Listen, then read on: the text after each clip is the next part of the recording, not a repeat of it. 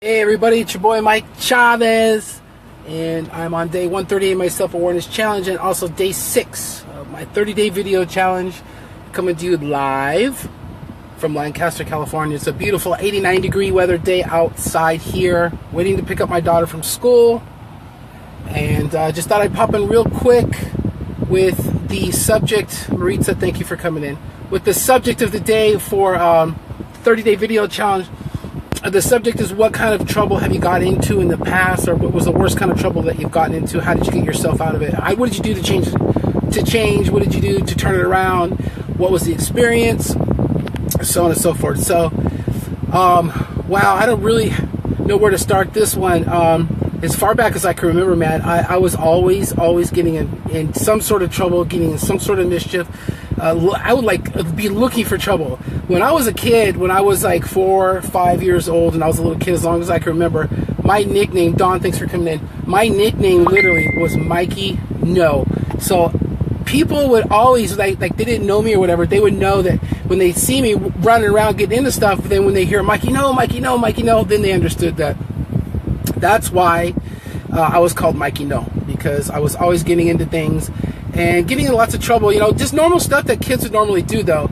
I never really got in too much, like, super trouble. One time I did get in trouble when I was a teenager for shoplifting, and I had to go to juvenile hall, and it sucked. I had to go there for, like, a whole weekend for that.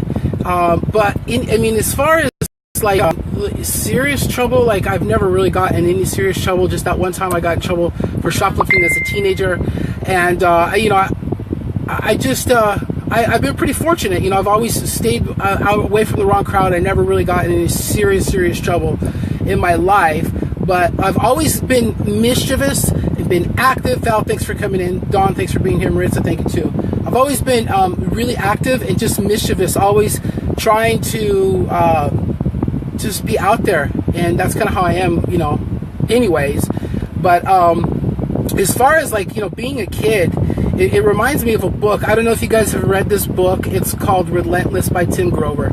And in the book, it basically talks about when you're a kid that you have this natural desire to grow and to develop and to yearn.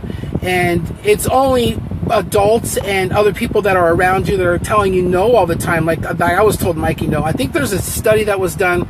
The average person hears no so many times by a certain age. Tamber, thanks for coming in. They hear no so many times by a certain age. It's actually programmed in the subconscious, where that's how we develop this mindset and attitude that we can't do things.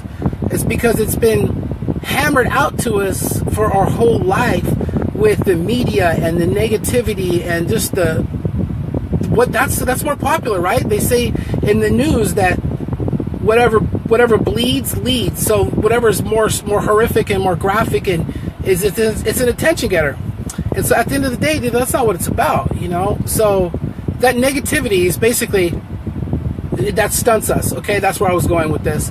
And as children, we have the desire and the natural yearning to want to grow. And, like, here's a good example. I was just at the walking example. When you're a baby, you didn't know how to walk, but you did it anyways because you wanted to walk. And when you fell down, how many times did you fall down when you learned how to walk? You get back up and you do it again. But as adults, what happens? Where does that go? Like, seriously, like, what happens to us that we think that we can't do things? You know, we have physical limitations, I get that. And some of us have mental limitations or mental diseases, so on and so forth. But for the most part, most people have no limitations except the ones that are placed in their own minds. And I think that if you guys ever get a chance to read this book, Relentless by Tim Grover, it explains in detail how you need to tap into that he calls it the dark side, that original yearning to want to learn, expand, and grow. So trouble, if you're getting in trouble all the time and you have your heart in the right place and you have it with an intention to help other people and you're getting in trouble, I always say you're in good company. So just be you. That's who you have to be. That's who I have to be. I don't know how to be anybody else but myself. So I'm going to be coming live later with another video on gratitude from the Motivation Circle. So you guys catch me later. But I just wanted to pop in. Thank you, Luis. Thank you thank you, Don. Thank you, Maritza. Thank you, Tamber. These are the people that I seen come in.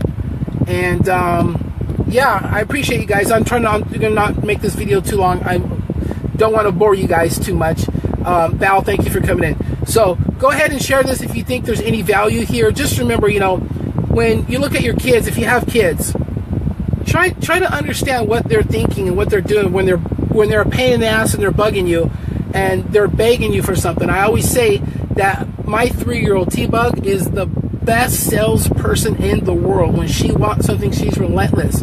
So you have to think like a child sometimes. Remember, like Bob Marley says, once a man and twice a child. You know, once you are a child, you live as a child, but once you become an adult, you're a man.